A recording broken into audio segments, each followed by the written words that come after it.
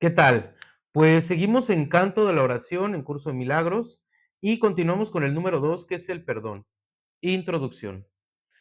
El perdón le da alas a la oración para que su ascenso sea fácil y su progreso veloz. Sin su fuerte apoyo, sería inútil tratar de ir más allá del primer peldaño de la oración o incluso intentar ascender. El perdón es el aliado de la oración, su hermano en el plan para tu salvación.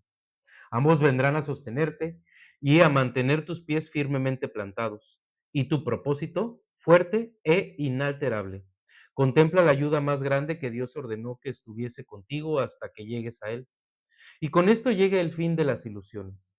A diferencia de la naturaleza intemporal de su hermana, la oración, el perdón tiene un final, pues se vuelve innecesario cuando el ascenso se completa.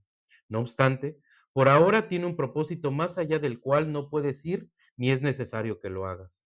Logra esto y habrás sido redimido. Logra esto y habrás sido transformado. Logra esto y salvarás el mundo. Bueno, me voy a quedar aquí en esta parte de la introducción porque luego aquí viene perdonarte a ti mismo. Entonces, nada más voy a hacer brevemente un comentario. Entonces, ¿qué nos está diciendo aquí? El perdón le da alas a la oración. Entonces, ya nos está compartiendo que tanto la oración en este momento de la ilusión y el perdón vienen de la mano. ¿Vale? ¿Qué nos está diciendo? La oración como tal es atemporal, no tiene límites, va a continuar la oración, por lo que hemos platicado en los capítulos anteriores. Sin embargo, el perdón simplemente es para este momento en el cual estamos liberándonos tanto a nosotros como a nuestros hermanos a través de la oración y el perdón. ¿Vale? Entonces, por eso te dice, el perdón es aliado de la oración. Es un aliado en este plan para la salvación. Ambos vendrán a sostener y a mantener tus pies firmemente plantados. ¿Por qué? Porque obviamente tanto la oración como el perdón van de la mano. ¿Para qué? Para que vayas sanando tu mente a través del Espíritu Santo y vayas unificando a través del perdón. ¿Vale? Y que dice, contempla la ayuda más grande que Dios ordenó que estuviese contigo hasta que llegues a Él. Es decir, nos está hablando del Espíritu Santo. Y con esto llega el fin de las ilusiones, a diferencia de la naturaleza intemporal, lo que habíamos mencionado hace rato, que la naturaleza es intemporal de la oración, el perdón tiene su final, pues se vuelve innecesario cuando el ascenso se completa, es decir, cuando recuerdas quién eres, ya no es necesario el perdón, recordando que el perdón o el mayor perdón es recordar que no había nada que perdonar porque esto es una ilusión, ¿correcto? Vale. Entonces continuamos. Número uno, perdonarte a ti mismo. Ningún regalo del cielo ha sido tan mal interpretado como el perdón. De hecho, se ha convertido en una calamidad, en una maldición allí donde debía bendecir, en una cruel burla de la gracia, en una parodia de la santa paz de Dios. Pero aquellos que aún no han elegido dar los primeros pasos en el camino de la oración no pueden sin usarlo de esa manera.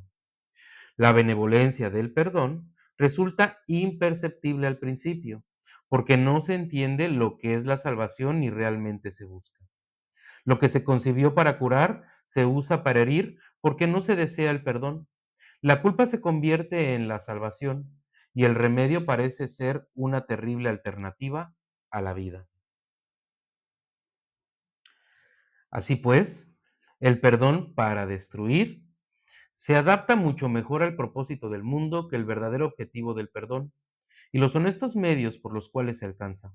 El perdón para destruir no pasará por alto ningún pecado, ningún crimen, ni ninguna traza de culpa que pueda buscar encontrar y amar. Amado de su corazón es el error, y las faltas lucen enormes y crecen y se agrandan ante su mirada. Selecciona cuidadosamente todas las cosas perversas y pasa por alto lo amoroso, como si de una plaga se tratase, algo odioso, teñido de peligro y de muerte. El perdón para destruir es la muerte. Y eso es lo que ve en todo lo que contempla y odia. La misericordia de Dios se ha convertido en un cuchillo retorcido que busca destruir al Santo Hijo que Él ama. ¿Te perdonarías a ti mismo por todo esto? Aprende entonces que Dios te ha dado los medios a través de los cuales puedes retornar a Él en paz. No veas el error, no lo hagas real. Selecciona lo amoroso y perdona el pecado al elegir, en su lugar, la faz de Cristo. ¿De qué otra manera puede la oración regresar a Dios? Él ama a su Hijo. ¿Podrías acordarte de Él y al mismo tiempo odiar lo que creó? Odiarías al Padre si odias al Hijo, que Él ama. Pues tal como veas al Hijo, así te verás a ti mismo. Y tal como te veas a ti mismo, eso será Dios para ti. De la misma manera en que siempre oras por ti, del mismo modo es a ti al que siempre se le concede el perdón. Es imposible perdonar a otro, pues son únicamente tus pecados los que ves en él. Quieres verlo en él y no en ti. Por eso es por lo que perdonar a otro es una ilusión. Sin embargo, es el único sueño feliz en todo el mundo, el único que no conduce a la muerte.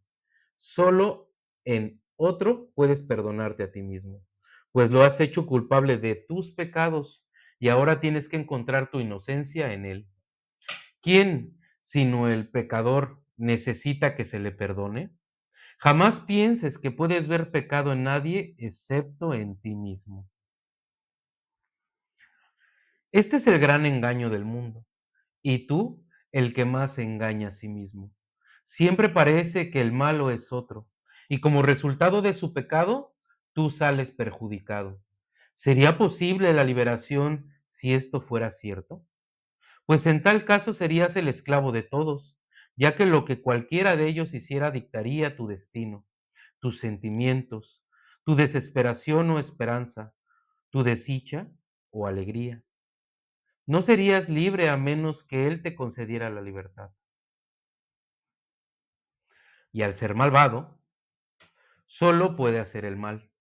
No puedes ver sus pecados sin ver los tuyos, mas puedes liberarlo y también liberarte a ti mismo. El perdón, verdaderamente concedido, es el camino en el que se encuentra tu única esperanza de libertad. Otros cometerán errores al igual que tú mientras esta parodia de mundo parezca ser tu hogar. No obstante, Dios mismo le dio a todos sus hijos un remedio para todas las ilusiones que creen ver. La visión de Cristo no utiliza tus ojos, pero tú puedes mirar a través de los suyos y aprender a ver como Él. Los errores no son sino diminutas sombras que desaparecen rápidamente y que solo por un instante parecen ocultar la faz de Cristo, la cual continúa inmutable tras todas ellas. Su constancia permanece en tranquilo silencio y en perfecta paz. Él no sabe de sombras. Suyos son los ojos que ven más allá del error al Cristo en ti. Pide entonces su ayuda y pregúntale cómo aprender lo que es el perdón tal como su visión lo ve. Tienes necesidad de lo que Él da y tu salvación depende de lo que aprendas. La oración no puede ser liberada para que llegue hasta el cielo mientras el perdón para destruir permanezca contigo. La misericordia de Dios eliminará de tu santa mente esta manera de pensar mordaz y venenosa. Cristo te ha perdonado y en su visión el mundo se torna tan santo como Él. Quien no ve maldad en el mundo, ve como Él, pues lo que Él ha perdonado no ha pecado y ya no hay más culpa. El plan de la salvación se ha cumplido y la cordura ha llegado. El perdón es la llamada a la cordura. Pues, ¿quién sino un demente se fijaría en el pecado cuando en su lugar puede ver la faz de Cristo? Esta es la elección que tiene ante ti, la más simple y, sin embargo, la única que puedes hacer. Dios te pide que salves a su Hijo de la muerte, ofreciéndole el amor de Cristo. Esta es tu necesidad y Dios te ofrece este regalo. Tal como Él da, así tienes que dar tú también.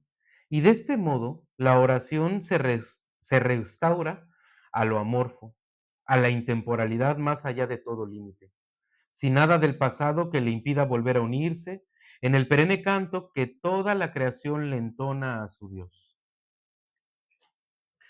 9.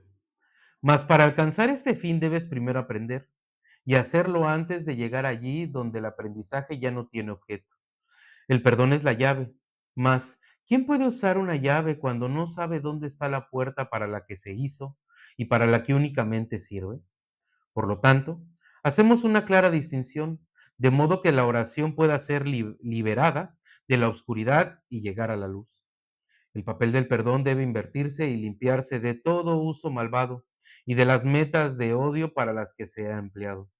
El perdón para destruir debe ponerse al descubierto en toda su pérfida y luego abandonarse para siempre. No debe quedar ni el más mínimo vestigio de él si el plan que Dios estableció para tu retorno ha de lograrse y al final y el aprendizaje concluir. Este es el mundo de los opuestos y tienes que elegir entre ellos a cada instante mientras el mundo siga siendo real para ti.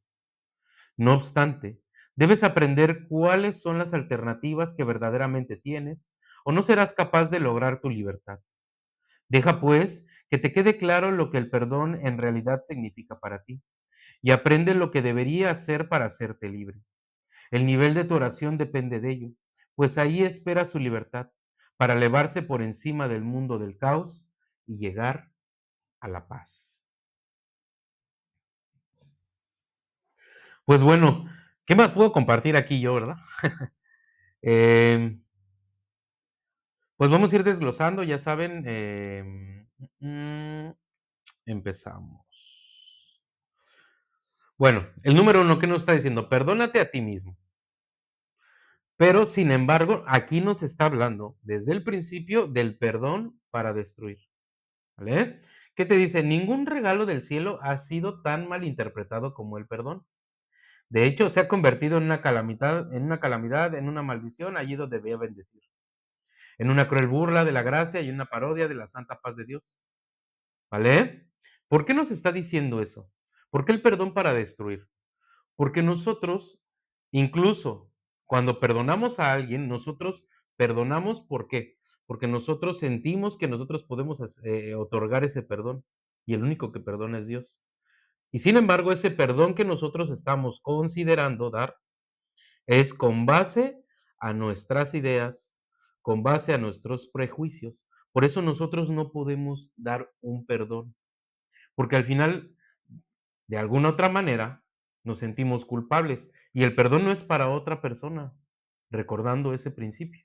El perdón es para nosotros mismos. Si lo quiero, pues si yo quiero perdonar a alguien, es porque al final estoy viendo una culpabilidad en él y si estoy viendo una culpabilidad en él, el primero que tengo que voltear a ver es a mí, ¿vale?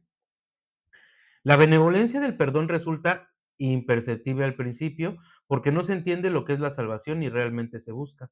Lo que se concibió para curar se usa para herir porque no se desea el perdón. ¿Vale?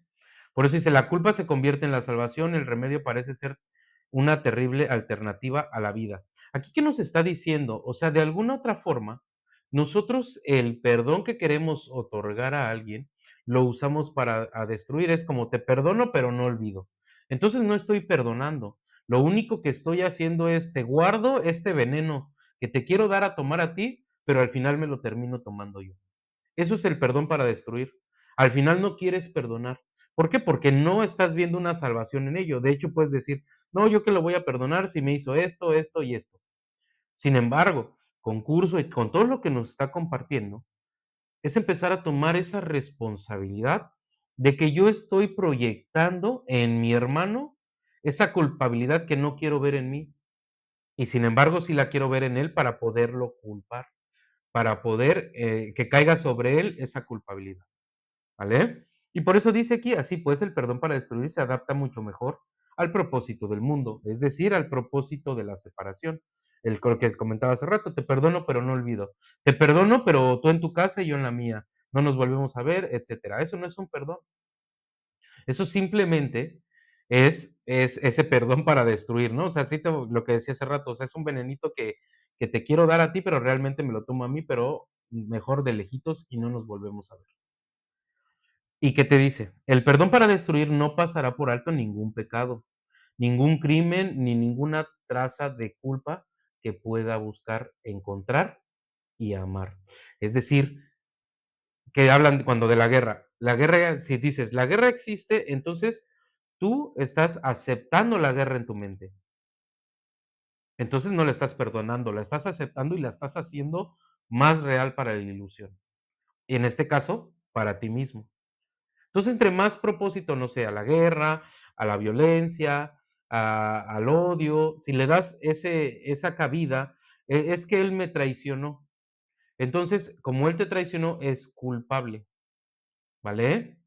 Entonces, como, bueno, te voy a perdonar, pero primero tienes que pagar a través de la destrucción. Entonces, y a través, obviamente, de darle una realidad. Y el perdón ya no da una realidad, es decir, el verdadero perdón ya no tiene cabida eso, es una ilusión. Y lo mencionaba hace rato, como es una ilusión, no hay nada que perdonar, que ese es el verdadero perdón. Pero mientras estamos claros ahí, es como los peldaños de la oración, nos va compartiendo poco a poco cómo vayamos perdonando, ¿vale? Dice: "Amado de su corazón es el error y la falta y las faltas lucen enormes y crecen y se agrandan ante su mirada". Es decir, le das realidad, le das poder y al final terminas diciendo: "Efectivamente es culpable, efectivamente estuvo mal lo que hizo, pero, sin embargo, pues vamos a perdonarlo". Entonces, no puedes ver el pecado y luego perdonarlo, al final estás dándole una realidad al pecado. Entonces, si le estás dando una realidad, obviamente te va a doler perdonarlo. Más bien, pide que se restituya toda tu creencia acerca de esa culpabilidad, o acerca de ese pecado, o acerca de ese error, ¿vale? ¿Para qué? Para que no le des la realidad. Y obviamente, si le das la realidad en él, pues la vas a dar la realidad en todo lo que estás proyectando.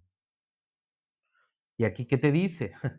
Selecciona cuidadosamente todas las cosas perversas y pasa por alto lo amoroso como si de una plaga se tratase, algo odioso teñido de peligro y de muerte, ¿vale? Entonces, tú ves el error, ves el juicio, el pecado, la culpabilidad, lo ves, ¿no? Y sin embargo, pasas de largo todo lo que, o sea, no sabes si la persona fue culpable o pecó, lo voy a poner entre comillas, desde una necesidad. Digo, obviamente, si tuvo ese si algo en su mente tuvo para, no sé, agredir a alguien, hay una situación ahí, pero para que la otra fuera agredida, también hay otra situación desde ambos puntos de vista para que la proyección pudiera darse al lugar en ambos puntos. Pero hablando de la persona que agrede, si lo ves desde otro punto de vista, no sabes qué traía la persona. Entonces, sin embargo, te agredió y luego la juzgaste pasando por alto lo amoroso, dice aquí, ¿no? Pasaste por alto lo amoroso, lo que posiblemente a lo mejor tuvo un mal día, no sabes qué sucedió. Solamente lo que sabes es que es culpable, es que merece un castigo. Entonces, no viste realmente todo. Y por ende, no viste que tú proyectaste para que llegara a esa agresión, obviamente, ¿vale? Dice: "El perdón para destruir es la muerte, y eso es lo que ve en todo lo que contempla y odia. La misericordia de Dios se ha convertido en un cuchillo retorcido que busca destruir al santo Hijo que Él ama".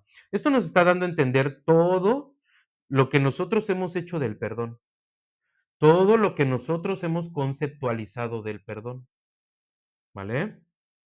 Y dice aquí: "¿Te perdonarás a ti mismo por todo esto? Aprende entonces que Dios te ha dado los medios a través de los cuales puedes retornar a Él en paz. No veas el error, no lo hagas real". Por eso no lo veas, porque esto es una ilusión. Si no ves amor, es una ilusión. Si no ves dicha, si no ves paz, es una ilusión, pero no es una ilusión que venga a ti a agredirte, en este caso que estoy hablando de una agresión. Hay una agresión interna de culpabilidad para que yo pueda proyectar a este hermano que viene a agredirme.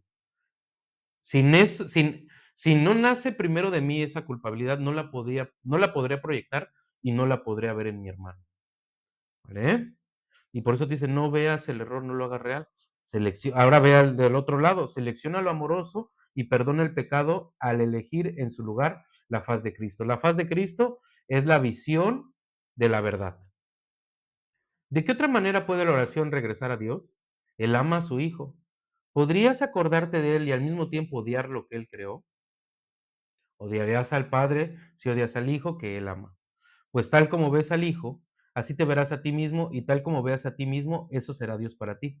Aquí nos está diciendo claro eso. O sea, si tú sigues odiando a un hermano, si tú sigues culpando a un hermano, si tú sigues en contra de un hermano, de no perdonarlo, no estás perdonando a tu hermano, no te estás perdonando a ti y no puedes encontrar a Dios. ¿Por qué? Porque para empezar, si todo es una proyección de ti y tú eres todo, o sea, tú eres todo lo que estás contemplando, ¿qué es Dios para ti? Si tú ves muerte, si tú ves dolor, si tú ves separación, eso es lo que Dios es para ti. Por eso le tenemos miedo a Dios. Por eso es el trabajo de perdón, para yo ya no poder ver el error en mis hermanos, sino contemplar, bueno, verlo afuera es verlo primero dentro de mí, pero para eso es el perdón, para entregarlo, para sanarlo y liberarlo. ¿Qué te dice en número 4? De la misma manera en que siempre oras por ti, del mismo modo es a ti a que siempre le concedes el perdón. Es imposible perdonar a otro, pues son únicamente tus pecados lo que ves en él, tus proyecciones, tus miedos, tus juicios. Es lo único que puedes ver en tu hermano. Si no ves amor, ves separación. Si no ves dicha, ves separación y es ilusorio. Por eso es bien, bien importante tener esto bien claro. Si no estoy viendo amor, si no estoy sintiendo paz, si no estoy sintiendo dicha, estoy en un estado ilusorio, que es de miedo, obviamente. Y el perdón no es para mi hermano, es para perdonarme a mí, cómo veo a mi hermano a través de mis culpas. Pero como no las quiero aceptar en mí, en aceptar en el buen sentido de entregárselas al Espíritu Santo, no para quedármelas, sino para entregarlas. Pero como no las quiero aceptar, por lo menos que yo las estoy fabricando en la ilusión de este mundo, como no lo estoy aceptando, por lo menos tengo que verlo en mi hermano, ¿no? Y entonces cuando lo veo en mi hermano, pues obviamente lo hago real en él y me hago a un lado a mí y decir, no, él es culpable, cuando en realidad es en mí. Por eso el perdón viene hacia mí mismo, ¿vale?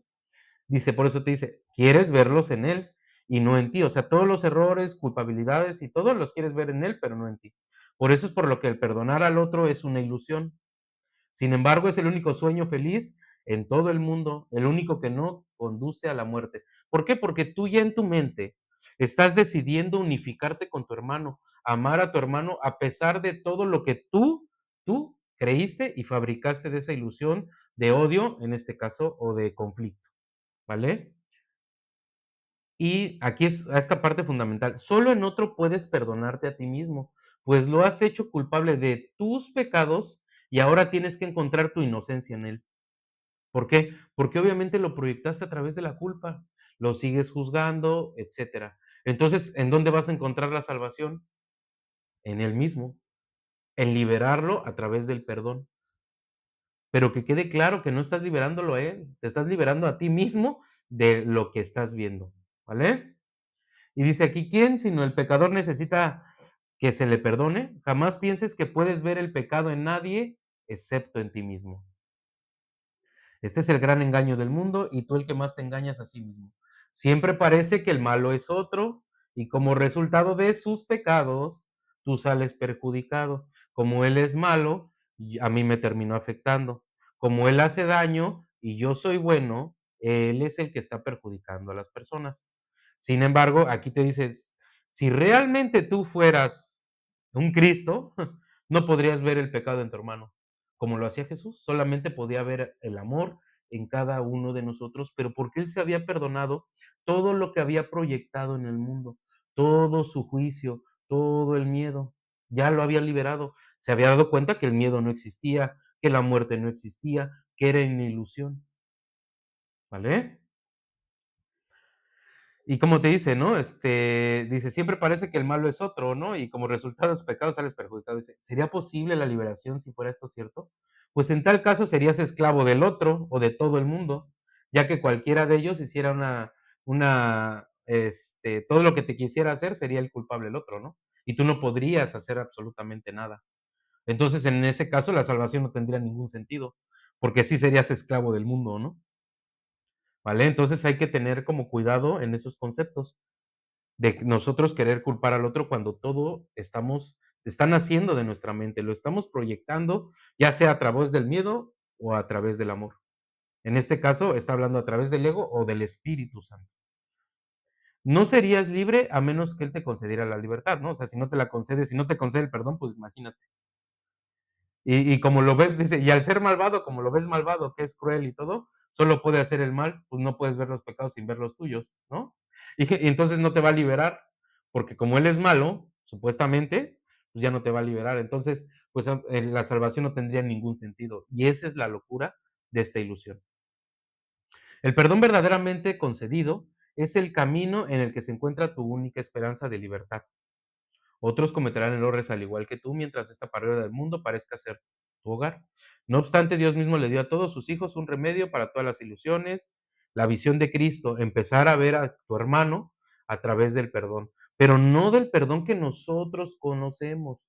Vuelvo y repito, Espíritu Santo muestra en este hermano, muéstrame la verdad.